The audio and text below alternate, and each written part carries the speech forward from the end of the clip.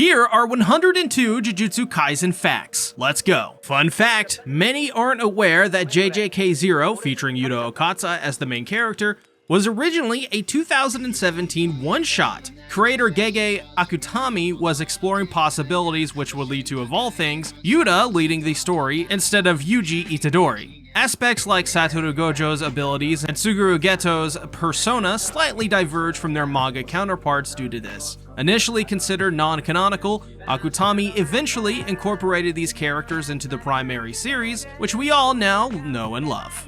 If you notice that JJK has some similarities to older shonen series, then that's on purpose, as Akutami has gone on record to state that he is highly inspired by the works of Hunter x Hunter and Yu Yu Hakusho's legendary mangaka, which means author in Japanese, Yoshiro Togashi. In a Q&A, Akutami stated that Sukuna's fingers taste like soap, which honestly is better than I expected it to taste. Rico Amani is the star plasma vessel meant to sacrifice her life for Master Tengen of Jujutsu Tech in an event which only happens once every 500 years. Rico, as well, being the star plasma vessel with no real combat prowess, still learned some of the basics of Jujutsu. This was because her role as the star plasma vessel, and thus wanted to learn about the world that she would be spending her whole life in. Either way, she's still a cutie patootie. Rico Amani is described as being a chunibyo, which, if you haven't seen the anime chunibyo or don't know what that entails, she basically thinks that she's a know-it-all with special abilities that makes her special over others.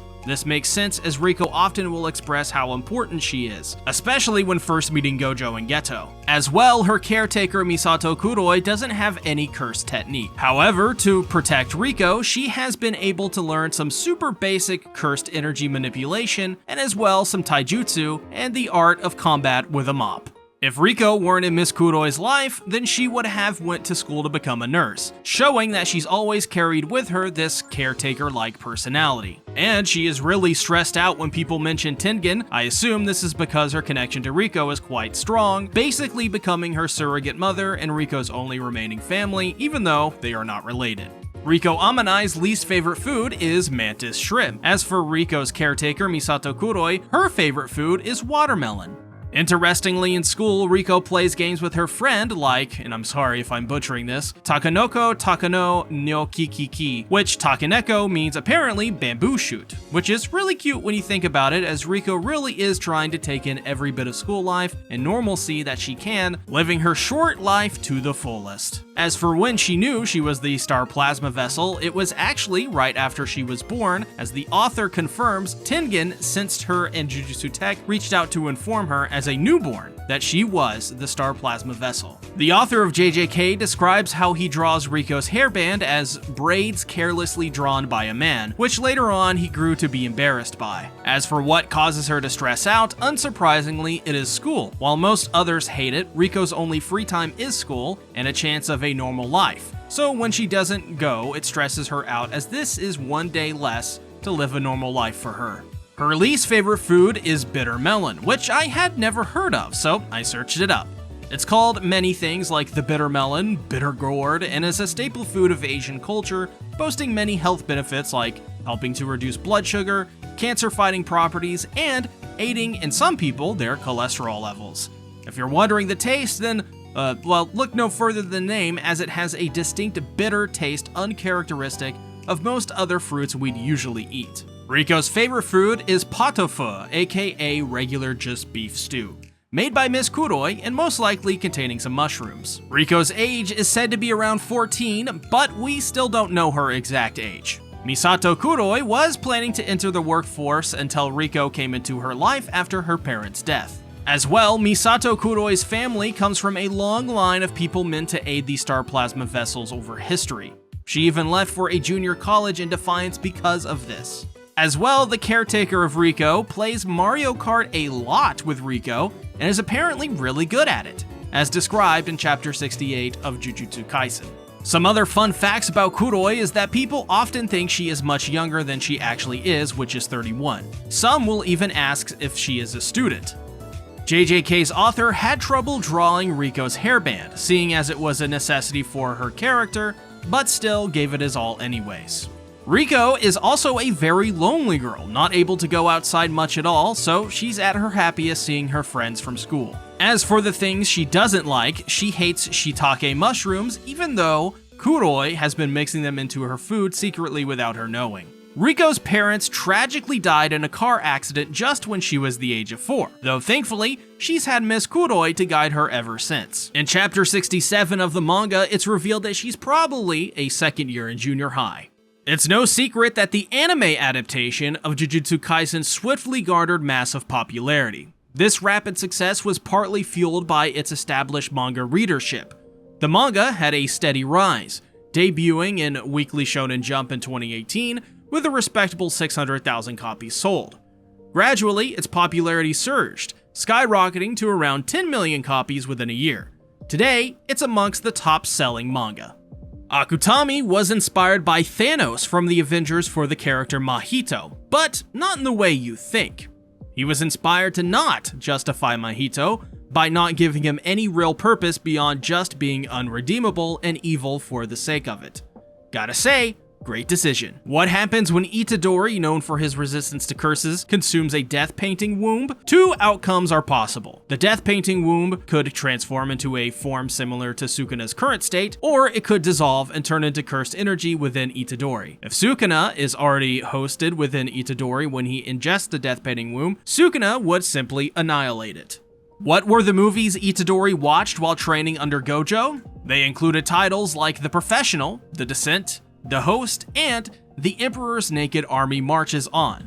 The film that Gojo spoiled for Itadori was Deep Blue Sea. If Itadori never became a Jujutsu sorcerer, he might have become a firefighter. Yuji Itadori is actually inspired by Akutami's real-life brother and himself. His brother was always good at everything, and Akutami was the opposite, and more self-sacrificing, so he took these key traits to inspire Yuji. Originally, Akutami wanted Nanami to be a villain, but that was thankfully changed to what he is now, which is a straightforward badass. As for Akutami, he made Gojo a fan of Digimon, even quoting it during the Gojo's Past arc. As well, Nobara Kugisaki, the adored heroine of the series, actually dyes her hair to the color it is from the original color it was, which was brown. The more you know. In the anime, Akutami requested MAPPA to add more scenes showing Junpei's kindness, which they did for the scene in which Junpei was bullied, as that was barely even shown in the original manga. Itadori's first exposure to Jennifer Lawrence and her features was the film Silver Linings Playbook. Megumi Fushiguro, when one of his Shikigami is destroyed, gets sad and depressed. Gojo and Maki taught Megumi how to use cursed tools and as well taught him martial arts. Megumi as well doesn't have much faith in people at all, having a more negative outlook on life, particularly with people and with entertainment. Megumi doesn't respect Inumaki as a senpai because he will often join in on Gojo and Panda's pranks and antics. Interestingly, Nobara's grandmother is a Jujutsu sorcerer and learned from her along with working for her. The reason she and her grandmother got into an argument about going to Tokyo is simply because she wanted to raise Nobara herself, and Nobara wanted freedom and to live life her own way. Nobara also learned her straw doll technique from her grandmother. In Japan, many different areas have accents and dialects, and being from the countryside, many people often wonder why Nobara has no accent. Well, this is simply because her grandmother actually never had one, so she never developed one. Akutami considered Nobara the easiest character to write for. That's because Akutami essentially doesn't put too much thought into her beyond making her act like a female. Akutami as well stated that Nobara's perfect type is, surprisingly, Oda Nobunaga, one of the great three unifighters of Japan and leader of the Oda clan, which would launch a war against the Daimyo in the 1560s to unify Japan. Despite Nobara being one of the most popular female characters who are especially known for her beauty, she actually wasn't popular in the countryside at all, which I think should be a crime. As well, Nobara's favorite pastime is shopping. But hey, if you made it this far, please do consider subscribing. I upload tons of content on things like JJK, AOT, One Piece, and other series that you don't want to miss. Also, drop a like on the video too, because it would actually really help me out and mean the world to me if you could. So, back back to the video. Akutami changed Yuta's hair after Rika's curse was dispelled simply because he wanted to not make him look too similar to Megumi. Rika is able to see everything that Yuta sees, meaning that she knows everything Yuta does day to day. Yuta doesn't keep in contact with his parents, but still does talk to his sister almost every day. Inumaki started speaking in ingredients from a very young age. However, we don't know what age, as he's been doing it for so long he cannot remember. After the events of JJK0, Inumaki now carries a spare bottle of throat medicine, just in case. If you're wondering why Inumaki covers his mouth when speaking, it's so that he lowers the volume of his voice. The Inumaki clan are also considered outlaws in the Jujutsu world, and that's because it's a policy in their family to have Jujutsu sorcerers die out in their family tree. However, people like Inumaki will be the exception at times despite this, because every now and again, another curse user will appear in the family tree. As for Maki, one of my personal favorites in JJK, I thought she'd be into healthy food, what with her training regiment. But, in fact, her favorite food is junk food and actually hates healthy vegetarian food. Maki's fighting style is surprising based on Chinese martial arts mixed with many different styles, which makes her fighting technique quite unique and uncharacteristic of other fighters. As for the Yuta and Maki shippers, you may need to wait a little bit longer because, according to JJK's author, Maki still sees Yuta as the equivalent to a bean sprout, except after the events of JJK0, she sees him as an incredible bean sprout, which isn't exactly the most glowing commendation, but in Maki's own way, it's still nice to hear. Also, here is a detail you may have not noticed. I know I sure didn't. After the fight in JJK0, her glasses were crushed, and so she switched to the black framed glasses she has now. But now let's move on to some preem panda facts for our panda lovers out there. The leading cause of stress for panda is when animals other than pandas are doted upon. So, cats? No. Dogs? Yeah, right. Panda is probably not even a fan of cat girls and cat boys. Also, even more hilarious is the fact nobody gave Panda a name, because, after all, there is only one panda in their school, so pretty self-explanatory and something a little funny. And Panda being funny is actually by design, because the author of JJK stated his character originally was just made as a joke. To which I say hogwash. Panda is best, JJK boy. As well, Panda's hands do indeed work with touchscreens, so my headcanon is he browses the web, starting flame wars with non-panda lovers. Also, despite being a cursed corpse, Panda is paid as a Jujutsu sorcerer, with the money being transferred to Yaga as he gives it to Panda as an allowance. Speaking of, Yaga gave Panda his signature I Heart Panda armband as a way to cover up the marks on Panda's arms being ripped off in JJK0. Moving on to Mai Zinin, just like her little sister, she has the exact same tastes in food, preferring junk food to anything resembling healthy. As well, Maki and Mai's names are meant to contrast each other. The Ma and Maki and Mai both mean genuine, while Ki and E mean hope and rely on.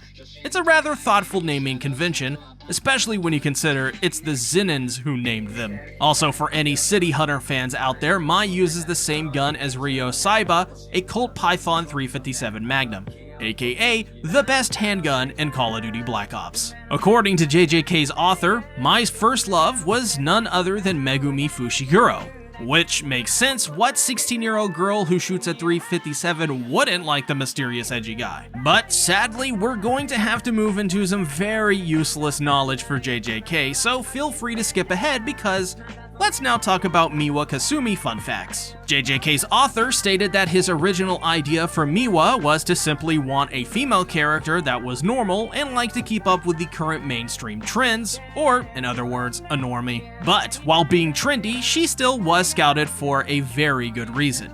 She can see curses. Moving on to Todo Aoi, JJK's author wanted a name that didn't fit the typical macho-esque naming scheme. On top of that, his character is basically the author's version of Zaraki Kenpachi from Bleach, because he felt like Gojo didn't fill that role and thus wanted another character to do so, hence the creation of Todo. Also, Todo is the reason Yuki Sumiko likes tall guys. I guess it awakened something within her. As well, the scar on Todo's face was due to his extreme training, earning him the scar. Though, moving on to something a little more bewitching, Momo Nishimiya, Jujutsu Tech's resident witch, was created because JJK's author wanted a character with a recognizable silhouette, which I think he accomplished. As well, when asked about her name and where it comes from, Gege stated that witches come from the West. I think that fact is really cool because they also tied it into her parents by having her dad be an American, which in of itself is something worth noting because her father is a sorcerer, something that is extremely rare in the world of JJK. That is, to have an American be a sorcerer. Because of this, Momo is also a bilingual character, being able to speak English and Japanese fluently. Now let's move on to everyone's favorite, Gojo Satoru. Gege Akutami stated that it actually wasn't until halfway through the story that he even tried to start drawing him properly, making him as handsome as humanly possible. This really does check out, as Gojo, before it looked like some crab-like creature, but in later chapters, is more in line with what we now know Gojo to look like. After the death of Rico Amani, Gojo asked Geto if he should kill all of the religious people in the church, but now years later, Gojo changed his mindset as he was using Geto's moral judgment as a right or wrong, not his own personal principles, showing that Gojo really relied on Geto for what was right and wrong and many other things in his life. It was also revealed that Gojo actually doesn't sleep much at all, meaning that he's doing all of these crazy things while sleep deprived. As well, ladies, I feel sorry for you gals, because despite being hot as shit and him knowing it, he would never be faithful to any woman, so he doesn't want to love her. Someone play taps. So, under Gojo's blindfold, can he see? Well, this is what Gege Akutami had to say about it. Quote, "The 6 eyes essentially is eyes that see cursed energy extremely clearly. Even covering his eyes, it is like he has high definition infrared vision. Even objects that have no cursed energy can be made out by the remnants of cursed energy or the flow of cursed energy around them. So if he is not covering his eyes, even while he uses reverse curse technique to keep his brain fresh, it's a bit tiring for him. If a normal person wore Gojo's sunglasses, it would be completely black and they would be unable to see through them. The reason Gojo went to meet Megumi after killing Toji is simply because he wanted to recruit someone with talent, which Megumi indeed is. This kind of mindset is also why he chose to help Yuta and Itadori. He saw 2 talented people and immediately wanted to recruit them for that sole reason. Now it's time for the main event of this video. All of the facts we learned in Gege Akutami's Jump Festa 2019 interview. Are you ready? Let's get to it. When Itadori, Megumi, and Nobara were sent to the juvenile detention center early in the series, Gojo was on a business trip. One of the grade 1 sorcerers went missing during this mission, so he went to basically clean up the mess caused by that. And the real question here is, who was that sorcerer? I expect your deep analysis in the comments below. If you've ever wondered why Gojo sometimes wears sunglasses and sometimes a blindfold, it simply comes down to his mood, especially when it comes to meeting women, which he then prefers to usually wear sunglasses. For those Gojo Cross Urahime shippers out there, Gojo is actually totally unaware that Urahime hates him. He actually thinks her bad attitude around him is simply just a joke. As for those wondering what Shoko was trying to find out by dissecting Itadori's body, it turns out that she was trying to find out why Itadori was able to withstand Sukuna's curse so well. Akutami also revealed that Ino secretly idolizes Nanami, which is rather cute when you think about it. It was revealed as well that Junpei was able to use Shikigami immediately because it was Mahito's powers that allowed him to do it. Speaking of Mahito, the reason he was in the movie theater in season 1 is because he's trying to learn about his roots as a human being through movies and books. Also, a bonus fact, he didn't pay for the ticket either. Why would he? The dude's pure evil. Have you ever wondered what Sukuna does in Itadori's head? Well, he spaces out. After all, he's only been trapped for 1,000 years. He's kinda good at it now. Also, the reason Sukuna looks like Itadori is because he has been incarnated and his current form is whatever his host is, which in this case is Itadori. When asked to explain a little bit about Hanami, the curse Geto used in JJK0, Akutami simply stated the following. Quote, probably the most amiable of the curses, Hanami is a curse, but it's a little different from a cursed spirit. Finally, in Jump Festa 2019, Gege Akutami put to rest the disputes in the fanbase about who is truly the strongest character in Jujutsu Kaisen. Akutami confirmed that Gojo Satoru is indeed the strongest character in all of JJK. So that's it. If you haven't, please check out my second channel where I cover new chapters of Chainsaw Man, as our community there is reaching 3,000 subscribers as well. Subscribe to my weekly seasonal anime podcast, The King of Anime Podcasts, where we debate on the best anime of the season each and every week, including Jujutsu Kaisen Season 2. As well, subscribe to never miss one of my videos here on SeaTactics. And if you want to financially support what I'm doing, you can become a patron where you'll get access to my mega reviews of One Piece arcs like Arabasta and Jaya. Thanks for watching. Bye-bye.